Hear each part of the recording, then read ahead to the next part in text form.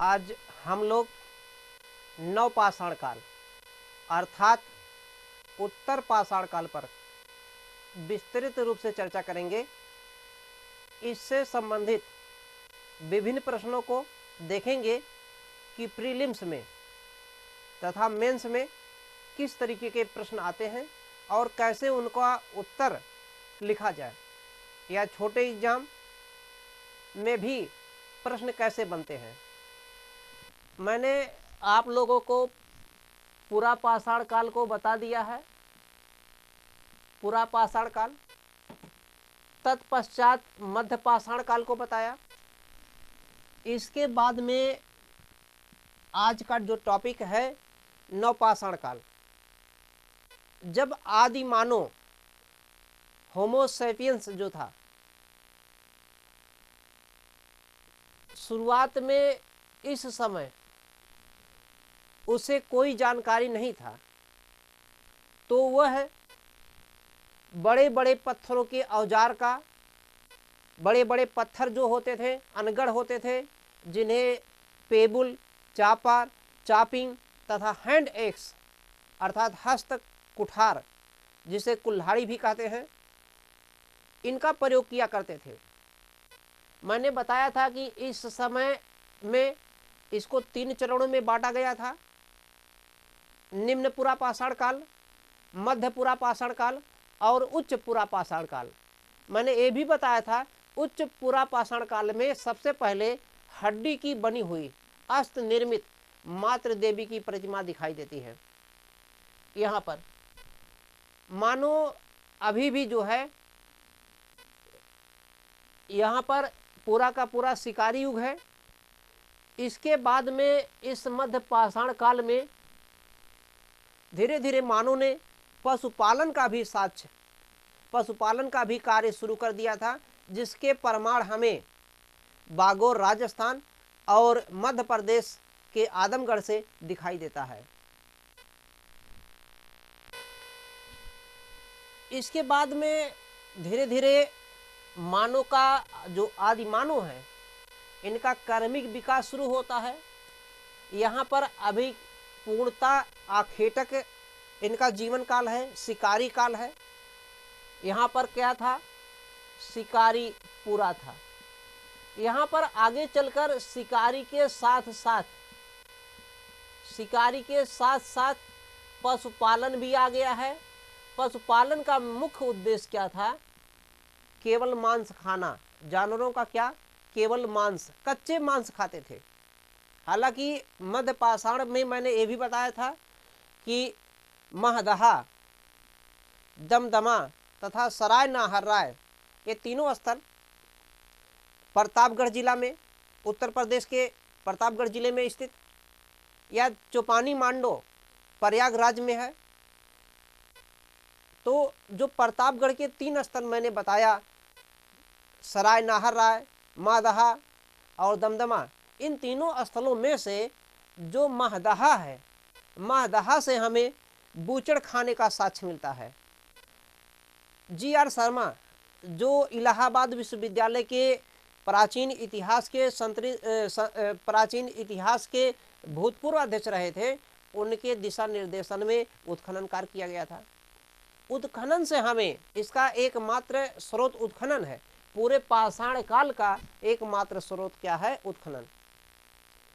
तो उत्खनन के आधार पर पशुपालन के साक्ष्य, इनसे यहाँ से जो मैंने बताया महदहा से जली हुई हड्डी के साक्ष्य, गर्द चूल्हे का साक्ष्य मिला था। इससे अनुमान लगाया जाता था कि मध्य पाषाण काल के लोग आग का प्रयोग कर रहे थे। लेकिन अभी तक की जो मान्यता थी, नवपाषाण काल के लोगों ने ही शुरू किया। नवपाषाण काल में मानव ने सबसे पहले देखिए आग का प्रयोग शुरू कर दिया। अब आग का प्रयोग किस लिए कर रहे हैं? भोजन को, अर्थात जो मांस है, मांस, इनको भूनने के लिए या पकाने के लिए प्रयोग करते हैं। यहाँ पर हमें विभिन्न स्थानों से जब उत्खनन किया गया तो उत्खनन से हमें विभिन्न स्थानों से हमें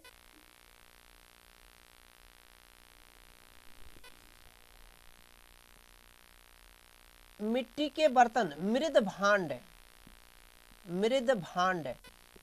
प्राप्त होते हैं। तो आग का प्रयोग नवपाषाण काल का देन, मृद भांड अर्थात मिट्टी के बहुत से बर्तन नवपाषाण काल में बनना शुरू हो गए हैं, काफ़ी ज़्यादा मात्रा में। हालांकि मध्यपाषाण काल में भी हमें इसके प्रमाण दिखाई देते हैं, मध्यपाषाण काल में भी इसके प्रमाण दिखाई देते हैं। इसके साथ में यदि नवपाषाण काल में देखेंगे, कृषि का भी आविष्कार हो जाता है। कृषि का आविष्कार एक क्रांति के रूप में दिखाई देता है। मध्य पाषाण के बाद में उत्तर पाषाण काल, जब नवपाषाण काल शुरू होता है तो नवपाषाण काल में कृषि का आविष्कार होता है, जो एक क्रांति के रूप में दिखाई देता है, एक क्रांति के रूप में देखा गया। अब कृषि का जो विकास हो रहा है, इस विकास के क्रम में मानव का निवास भी देखेंगे। अब निवास इनका अस्थाई दिखाई देने लगा है। निवास कैसा दिखाई देने लगा है? निवास अस्थाई। अभी तक का जो निवास हुआ करता था, निवास अस्थाई होता था, चाहे वो पुरापाषाण काल हो या मध्यपाषाण काल हो। लेकिन अब नवपाषाण काल में कृषि के विकास ने, कृषि के प्रयोग हो जाने से, कृषि का कार्य हो जाने से निवास अब लोगों का अस्थायी हो गया। पशुपालन तो चलता ही रहेगा, जो पुरानी चीजें हैं वो चलता रहेगा और छूटेगा नहीं। अब कृषि के संदर्भ में सबसे पहले हम स्थान पे चर्चा करेंगे मेहरगढ़। ये मेहरगढ़ पाकिस्तान के बलूचिस्तान क्षेत्र में स्थित है। यहाँ से जौ, गेहूँ, इसके साथ में अन्य भी चीज़ें, बाजरा भी है, बहुत सी चीज़ें जो कृषि से संबंधित उगाई जाती थी वो प्राप्त होने लगी। इसमें सबसे पहले मेहरगढ़ में जो उगाया गया है वो जौ का प्रमाण है, जो 8000 ईसा पूर्व का समय है। अभी तक की मान्यता यही थी, अभी तक की मान्यता यही थी। सबसे प्राचीन स्थलों में मेहरगढ़।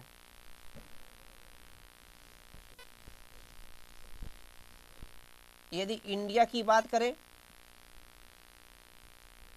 ये पाकिस्तान का बलूचिस्तान क्षेत्र है, पाकिस्तान का बलूचिस्तान क्षेत्र है।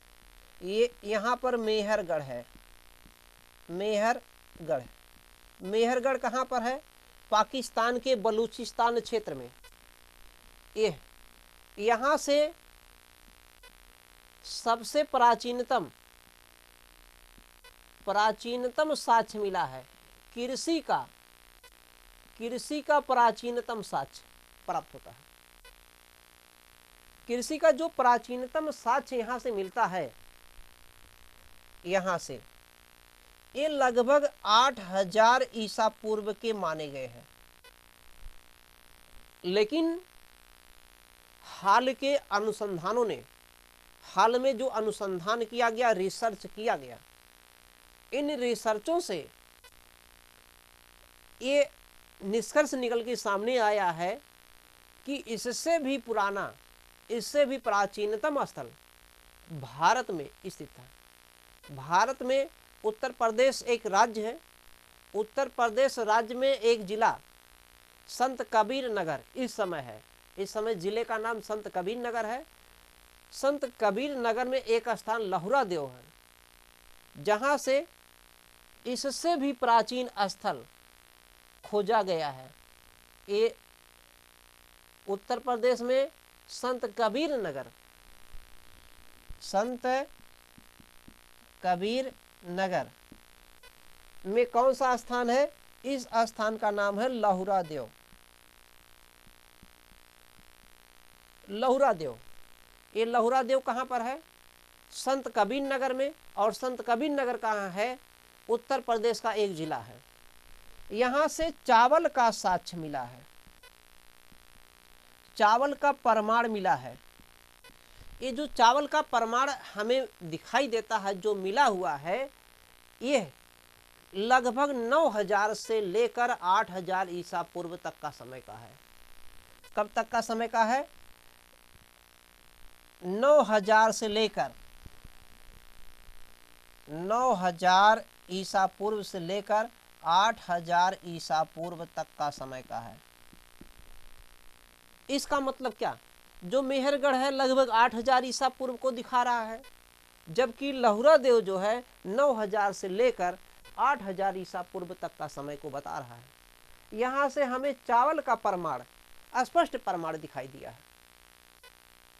तो पुरानी मान्यता मेहरगढ़ के हिसाब से, लेकिन नए अनुसंधान में चावल का सबसे प्राचीनतम जो साक्ष्य हमें दिखाई देता है वो लहुरा देव से प्राप्त होता है। मैं Ashok Raj albedo IAS channel में आप सबका स्वागत करता हूं। नवपाषाण काल, जिसे उत्तर पाषाण काल कहते हैं, ये पाषाण काल को 3 चरणों में बांटा था। कब बांटा गया था, थोड़ा सा फैक्ट इस पे देखेंगे। 1800 लगभग 65 में बांटा गया था सर जॉन लुबाक द्वारा। सर जॉन लुबाक द्वारा। इसका मतलब नवपाषाण काल या उत्तर पाषाण काल नाम किसके द्वारा दिया गया है? सर जॉन लुबाक द्वारा नाम दिया गया है। सर जॉन लुबाक द्वारा, जी बताएं। सर जॉन लुबाक द्वारा ये नाम दिया गया है। कब दिया गया था? 1865 में दिया गया था। 1865 में, 1865 में सर जॉन लुबाक, सर जॉन लुबाक ने ये नाम दिया था।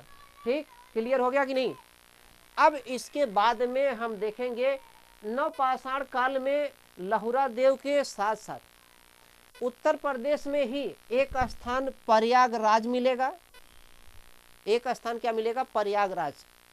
इस प्रयागराज में, प्रयागराज का नाम पहले इलाहाबाद था। इस प्रयागराज में बेलन घाटी नदी, बेलन की जो बेलन नदी है, बेलन नदी घाटी से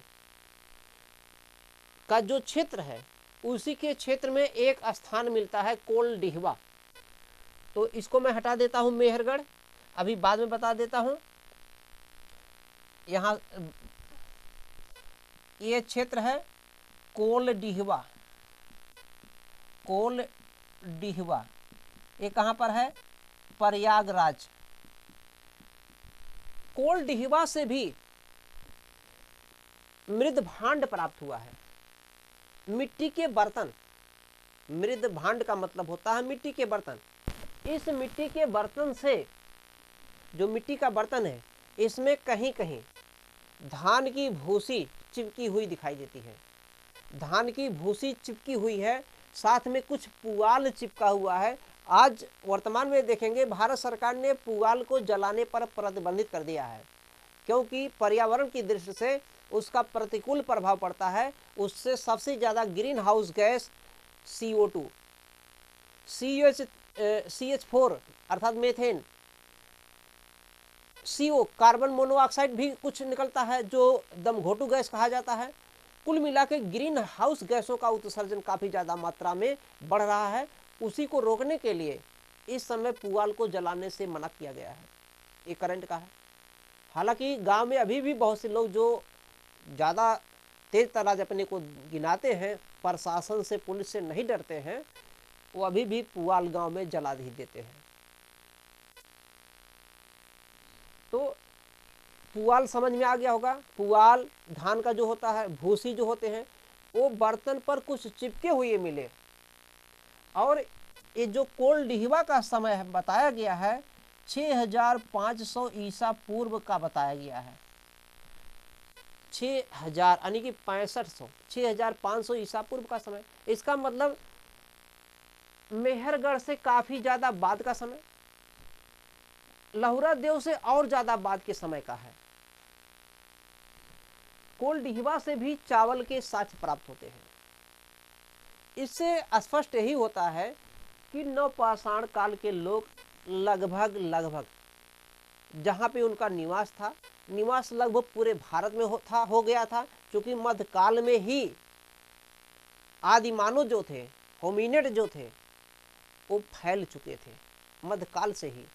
अब उत्तर पाषाण काल में इनका निवास अस्थायी हो जाता है, कृषि कार्य करने लगते, पशुपालन पहले से ही चला आ रहा था मध्य पाषाण काल से ही। आग का भी प्रयोग हो गया, मांस को भून कर खाने लगे, पका कर खाने लगे। और उत्तर पाषाण काल के लोग अब कई जानवरों से परिचित हो गए। इन जानवरों में गाय है, भैंस है, बकरी है, भेड़ है, सिंह भी है, हिरन है, घोड़े हैं। इन सब के जो साक्ष्य दिखाई देते हैं, इनसे पता लगता है उत्तर पाषाण काल के लोग इनसे परिचित थे। ऐसा क्लियर हो रहा है।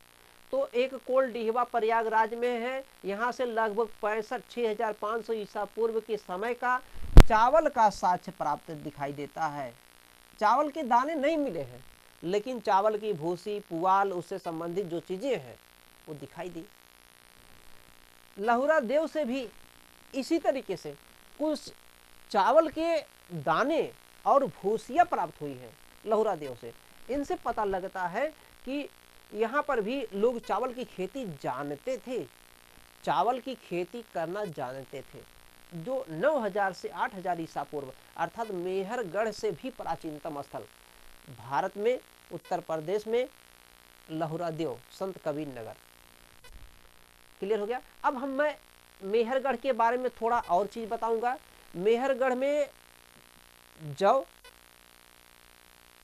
उस जौ के बाद में गेहूं, गेहूं के बाद में बाजरा, इन सब की खेती करते थे। मेहरगढ़ में कुल मिला के सबसे पहले लोगों ने जौ को उगाया था।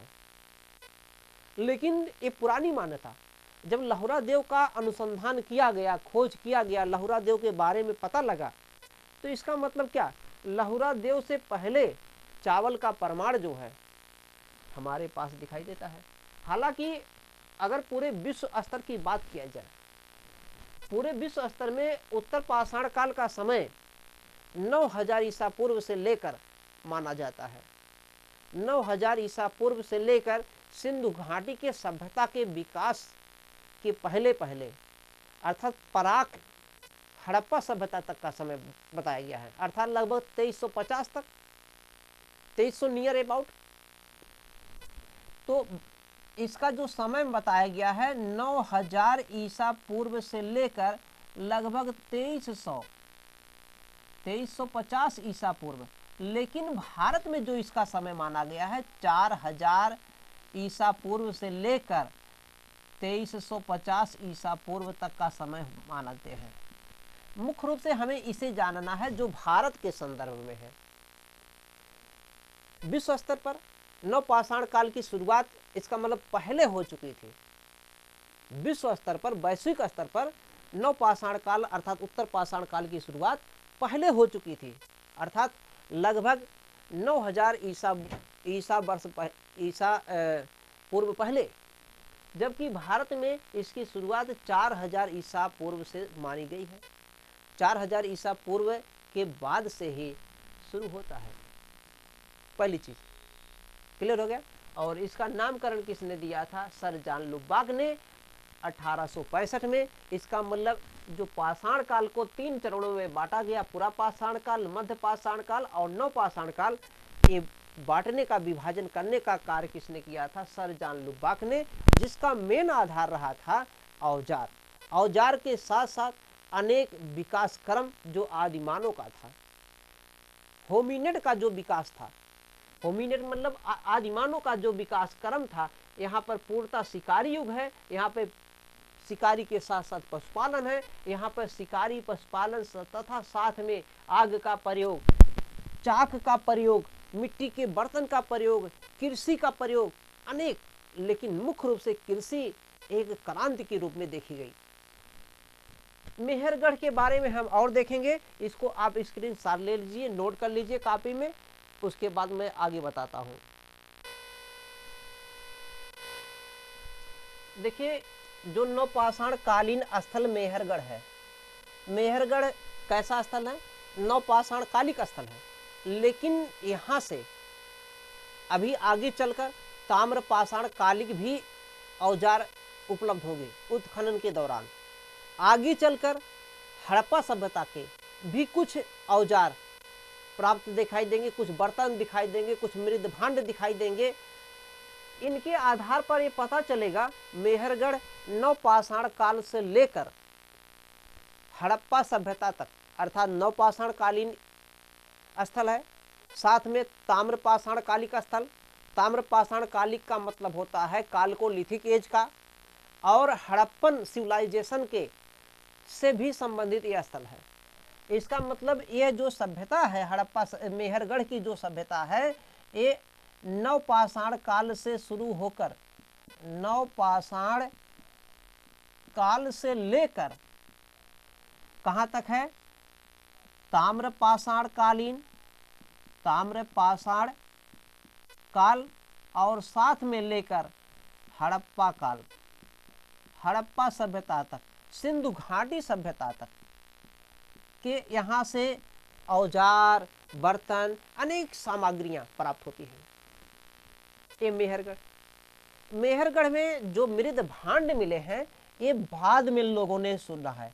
लगभग 5000 ईसा पूर्व के बाद ही यहाँ के लोगों ने मृद भांड बनाना सीखा। मृद भांड जो मिले हैं, मृद भांड का मतलब होता है मिट्टी के बर्तन, कच्ची मिट्टी के बर्तन। पक्की मिट्टी का जो बर्तन होता था वो उसे टेराकोटा कहते हैं। टेराकोटा कहते हैं पक्की मिट्टी के लिए। अभी पक्की मिट्टी का साक्ष्य नहीं दिखाई दे रहा है, कच्ची मिट्टी का बर्तन दिखाई दे रहा है। हालांकि बहुत से बर्तन जो मिलेंगे मिट्टी के अलावा पत्थर के भी मिलेंगे। इन पत्थर के मिट्टियों में जो बर्तन मिलेंगे, तसले भी मिलेंगे, अनेक प्रकार के बर्तन भी मिलेंगे, कुल्हाड़ी भी मिलेगी, कुदाल भी मिलेगा, कई चीजें जो कृषि से संबंधित यंत्र हैं, कुदाल भी दिखाई देगा। लगता है इससे ये लोग निजाई गुड़ाई का भी काम करते थे। मृद भांड के अलावा जो मृद भांड प्राप्त हुए हैं 5000 ईसा पूर्व के बाद के ही मृद भांड है मेहरगढ़ का जो मिला है। यहाँ से कच्ची ईंट का साक्ष्य मिला है। कच्ची ईंट, कच्चे ईंट का साक्ष्य। कच्चे ईंट के साक्ष्य के साथ साथ यहाँ से कच्चे मकान के भी साक्ष्य मिले हैं। कच्चे मकान का साक्ष्य मिला है।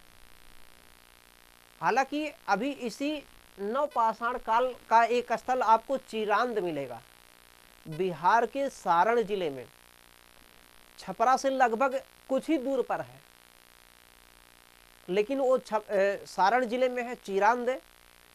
वहां पर बांस बल्ली से जो घर बनाए जाते थे, बांस बल्ली से, कच्चे घर हैं लेकिन बांस बल्ली से बनाए जाते थे, झोपड़ी टाइप की झोपड़ी बनाई जाती थी, बांस बल्ली के झोपड़ी के साथ चिरांद बिहार से प्राप्त होता है।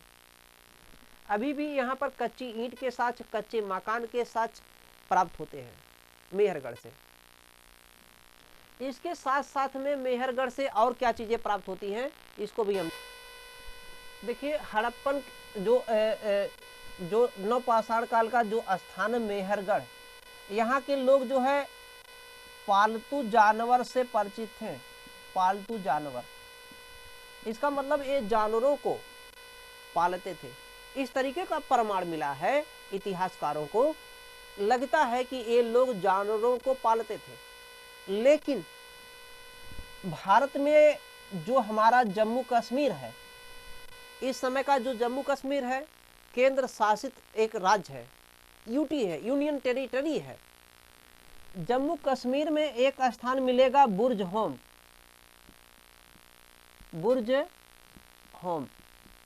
ये जो बुर्ज होम है जम्मू कश्मीर का स्थल है, यहाँ से भी पालतू जानवर के साक्ष्य दिखाई देते हैं।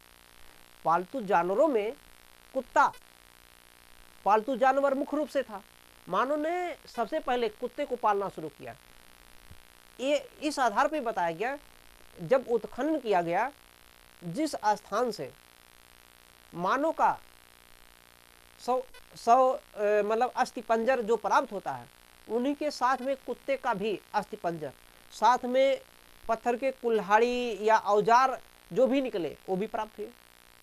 इन्हीं के आधार पर ये इतिहासकारों ने कहा कि मानव संभवतः जो इस समय का होमिनिड है, मानव जो आदि मानव है, वो संभवतः कुत्ते को पालतू बनाता था और जिस कुत्ते को आदमी से लगाव ज़्यादा होता था उसको अपने पास रख लेता था। मरने के बाद में उसी में उसके साथ उसके परिजन वाले, उसके घर वाले दफन कर देते थे, ऐसा मानना है।